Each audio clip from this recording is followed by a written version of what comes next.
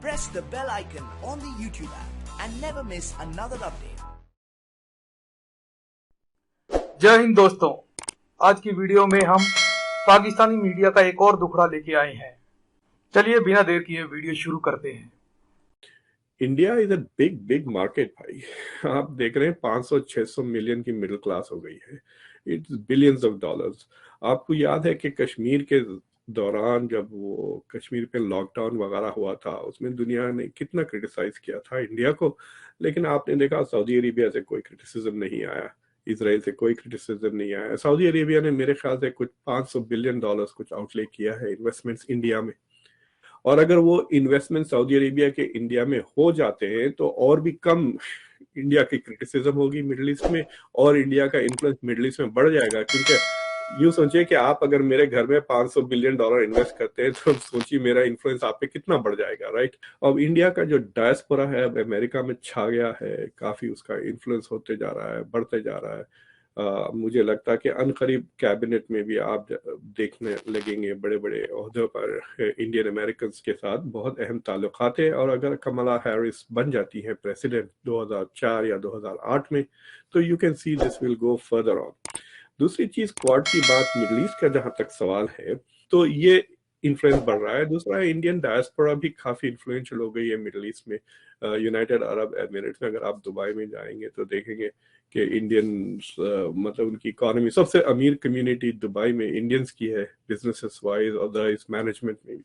तो इंडिया का इन्फ्लुएंस बढ़ते जा रहा है। और मुस्लिम मुल्क के आजकल ये जो इस्लामिक सॉलिडारिटी की बातें करते हैं ना, ये बहुत कमजोर हो गई है। मिसाल के तौर पे उइगर के मसले को लेकर चाइना के सपोर्ट में मुस्लिम मुल्कों ने ज्यादा सपोर्ट दिया चाइना को यूएन में बनिस्बते क्रिटिसिज्म के।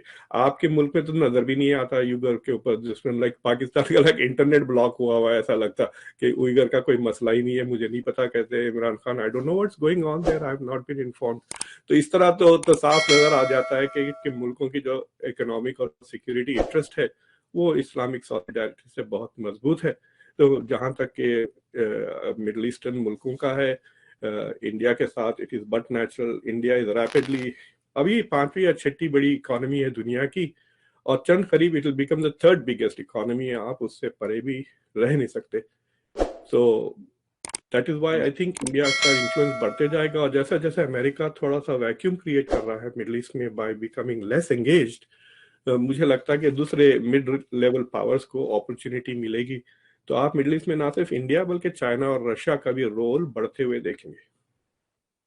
बिल्कुल ठीक कह रहे हैं आप कि ये जो इंडिया की जो प्रेजेंस है आइंदा आने वाले दिनों में अमेरिका के अंदर, वो जो एक कल्चरल एक्सेप्टेंस है वो बेसिकली बढ़ती जा रही है। अच्छा, एक डॉक्टर साहब आपसे सवाल ये करना चाहता हूं कि पिछले कुछ अरसे से हमें ये पता चला है कि अमेरिका जो है वो दूसरे ममालिक को पहले ह्यूमन राइट्स पे लेक्चर देता था, अब नहीं दे सकता। इस हवाले से इंडिया पे भी देखा गया है कि फॉर एग्जांपल इंडियन गवर्नमेंट ने ये कहा कि जी अगर यूएस स्टेट डिपार्टमेंट हमें एक कंट्री ऑफ पर्टिकुलर कंसर्न पर डालेगा रिलीजियस फ्रीडम पे, तो हम उन लोगों को पाक इंडिया का वीजा ही नहीं देंगे। तो क्या आप समझते हैं कि इंडिया के ऊपर इंडिया को अमेरिका जो है उस तरह रिलीजियस फ्रीडम पे आप बात नहीं कर सकता, बल्कि चीन भी स्नब कर देता है? तो ये किस हद तक जो एक फॉरेन पॉलिसी टूल हुआ करता था, अब आप समझते हैं कि this is not part of the American foreign policy tool box? देखिए ये जो आप जिक्र कर रहे हैं वो first of all it's supposed to be an independent commission, United states commission on international religious freedom, USCIRF। पिछले 2 साल से उनकी रिपोर्ट्स में उन्होंने रेकमेंड किया है कि state department should identify India as a country of particular concern, CPC की। तो इंडिया के पास से तो काफी क्रिटिसिज्म आया। 2 चीजें हो चुकी है। एक कि it is not a very influential tool. मतलब आपको पता है कई साल से Pakistan is listed as a CPC country, Saudi Arabia is also listed, China is also listed. कुछ असर तो नहीं हो रहा है उनके पॉलिसीज वगैरह में। जिन पॉलिसीज के वजह से CPC का उन पे कैटेगराइजेशन लगाया गया वो नहीं बदले। तो basically white house can simply ignore that. तो अगर इंडिया पर CPC भी लग जाता है तो it is not going to have any impact on India या America Indian relations. یہ اور بات ہے انڈیا کے تھوڑا بہت امیج ڈینٹ ہو جائے گا. اور ایک اگر آپ نے 2020 کی رپورٹ دیکھی ہے تو اس میں ایک ڈسینٹنگ جو پرسن ہے انہوں نے لکھا تھا کہ بھائی انڈیا ایک ڈیموکریسی ہے, انڈیا کو نارتھ کوریا اور چائنا اور سعودی عربیہ کے ساتھ انکلوڈ کرنا از انفیئر. ابھی بھی انڈیا میں مسلم پارٹیز ہے, مسلم الیکشنز جیتتے بھی ہیں, لڑتے بھی ہیں, ووٹ بھی ڈالتے ہیں. there is no comparison between these two countries. لیکن یہ جو ہیومن رائٹس وغیرہ کی جو ڈیمانڈ ہے سول سوسائٹی سے, سینیٹرز وغیرہ سے, تو امریکہ میں کیا ہے, کیونکہ امریکہ ایک ڈیموکریسی ہے, اس میں کئی ڈفرینٹ ویوز ہے, پوائنٹس آف ویو ہے, تو ان سب کو گورنمنٹ اکاموڈیٹ کرنے کی کوشش کرتی ہے. جہاں پہ نیشنل سیکیورٹی کے انٹرسٹ آ جاتے ہیں وہاں پہ ویورز. مثال میں آپ کو اور ایک دیتا ہوں جس پہ شاید آپ بات کرنا بھی چاہیں گے. دونوں ترکی اور انڈیا دونوں نے پچھلے 3-4 سال میں رشیا کے S-400 ایئر ڈیفنس سسٹمز خریدے ہیں. اکارڈنگ ٹو دا لا امریکہ میں آج کل ایک لا پاس کیا گیا ہے جس کے تحت اگر رشیا سے ملٹری ایڈ خریدتے ہیں آپ ہتھیار تو آپ کے اوپر سینکشنز لگ سکتے ہیں, because you are in a way supporting Russia's military industry.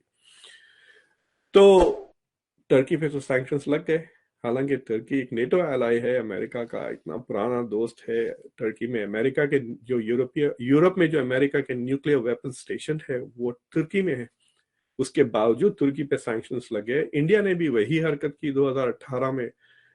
ترکی نے $2.5 بلین کے ہتھیار خریدے رشیا سے, انڈیا نے $5.5 بلین کے S-400 خریدے جو ابھی ڈیلیور ہو گئے. انڈیا کے اوپر ابھی تک سینکشنز وغیرہ اس پہ نہیں لگے. So clearly national security viewers آتے رہیں گے. That is an indication of the growing strength of US need for India. India کی جو ضرورت ہے امریکہ کو, اس کا آپ دیکھ سکتے ہیں یہ نتیجہ. تو یہ جو انڈو پیسیفک اسٹریٹجی جو ڈیولپ کی ہے امریکہ میں, اس میں انڈیا کا ایک بہت امپورٹنٹ رول ہے. اور وہ جو 4 ملک ہیں اس میں انڈیا, امریکہ, جاپان اور آسٹریلیا, یہ چاروں ڈیموکریسیز ہیں. اور اس میں 2 نیوکلیئر پاورز ہیں. تو بیسیکلی یہ چائنا کو ڈومینیٹ یا ایٹ لیسٹ کنٹین کرنے کی کوشش کریں گے. تو یہ جو پالیسی ڈونلڈ ٹرمپ کی, اگر آپ ان کی ویب سائٹ وائٹ ہاؤس پہ اگر آپ جائیں اور 2018 نیشنل سیکیورٹی کی جو اسٹریٹجی تھی ڈونلڈ ٹرمپ کی, وہ ایک ہی انہوں نے چھاپی تھی, اس میں یہ کافی امپورٹنس دیے تھے. اور وہی لینگویج اور وہی اسٹریٹجی اب جو بائیڈن بھی استعمال کر رہے ہیں. You can see that there is no fundamental change. یہ اور بات ہے کہ ڈیموکریٹس تھوڑا بہت ہیومن رائٹس پہ زیادہ توجہ دیتے ہیں بنسبت ریپبلکنس کے. اور اس لیے جب نریندر مودی یہاں آئے تھے UN کنونشن کے لیے, ایک تو یہ چیز غور کرنا چاہیے کہ بہت کم لیڈر سے ملاقات ہوئی, صرف نریندر مودی سے ہوئی. میرے خیال سے عمران خان لاسٹ منٹ پہ آئے بھی نہیں شاید. سو دیٹس ون تھنگ کہ انہوں نے نریندر مودی سے ملا, پھر کوڈ کی بات چیت بھی کی. لیکن نریندر مودی کو لیکچر بھی دی کمالا ہیرس نے ہیومن رائٹس کا, خاص طور سے CAA وغیرہ کو لے کر, اور میڈیا نے بھی کافی کرٹیسائز کیا. تو جس طرح سے ہاؤڈی مودی والا ریسیپشن ہوا تھا اس طرح ریسیپشن بائیڈن ایڈمنسٹریشن نے نہیں دیا نریندر مودی کو, لیکن اہمیت اتنی ہی دی. تو دیکھنا چاہیے کہ پالیسی میں زیادہ تبدیلی نہیں آئیں گی, لیکن رویے میں مجھے لگتا تھوڑا فرق رہے گا. بالکل ٹھیک ہے. اچھا یہ بتائیے گا کہ جو یہ کوڈ 2 اور کوڈ 1 کی باتیں ہوئی, کوڈ 1 تو یہ تھا کہ جی ٹھیک ہے آسٹریلیا, جاپان, انڈیا اور امریکہ جو ہے وہ کوڈ 1 ہے, لیکن ایک کوڈ 2 کی بات چلی اور ایک ورچوئل میٹنگ ہوئی جس میں اسرائیل, UAE, امریکہ اور انڈیا. تو انڈیا جو ہے اس کو, how come India is being mainstreamed in Middle East? آپ کیا سمجھتے ہیں, what is the logic behind this, کہ اس کی وجہ کیا ہے کہ مڈل ایسٹ میں کیوں مین اسٹریم امریکہ کرنا چاہتا ہے؟ کیا وہ سمجھتے ہیں کہ جس طرح وہ اسرائیل کو مین اسٹریم کر رہے ہیں مڈل ایسٹرن ممالک میں, UAE کے ساتھ ڈپلومیٹک تعلقات, ابراہیم اکارڈ اور یہ ساری چیزیں ہوئیں, تو India is such a trusted partner for them کہ وہ سمجھتے ہیں کہ وہ اس کو واقع ہی جو ہے وہ مڈل ایسٹ میں رول پلے کرنا چاہیے؟ آپ کو کیا نظر آتا ہے اس میں؟ دیکھیے, کوڈ 2 کا جو سلوگن ہے وہ انڈیا سے زیادہ آ رہا ہے بنسبت امریکہ سے. تو اگر آپ جب یہ کوڈ 2 کا لفظ استعمال کرتے ہیں, آپ وہ دیکھیں گے کہ انڈیا کے میڈیا پرسنل, انڈیا کے جرنلسٹ اور خود انڈیا کے فورن منسٹری کے افراد اس لفظ کو زیادہ استعمال کر رہے ہیں. یہاں امریکہ میں زیادہ لوگ یہ کوڈ کا لفظ اتنا استعمال نہیں کر رہے. دوسری چیز یہ ہے کہ جہاں تک کہ انڈین اینالسٹ ہے اور جو not all of them جو سینٹر اور سینٹر لیفٹسٹ مطلب لیفٹ بھی نہیں رائٹ کو چھوڑ دیں ایکسٹریم جو سینٹر کی جو تھنکنگ ہے وہ کہتے ہیں کہ امریکہ دنیا کی کنٹینیوسلی آپریٹنگ سب سے پرانی ڈیموکریسی ہے, انڈیا دنیا کی سب سے بڑی ڈیموکریسی ہے, تو ان کے بیچ میں نیچرل الائنس ہونا چاہیے. اور دوسری چیز یہ ہے کہ امریکہ کے دو بہت ہی خاص رشتے ہیں, ویری اسپیشل ریلیشنز, ایک اسرائیل کے ساتھ ہے اور دوسرا برطانیہ کے ساتھ ہے. تو انڈیا وہ درجہ حاصل کرنا چاہتا ہے کہ ایٹ لیسٹ یہ جو طبقہ ہے جس کا میں ذکر کر رہا ہوں کہ انڈیا کا ریلیشنز امریکہ کے ساتھ اتنا ہی اسپیشل ہو جائے جتنا برطانیہ کا اور اسرائیل کا ہے.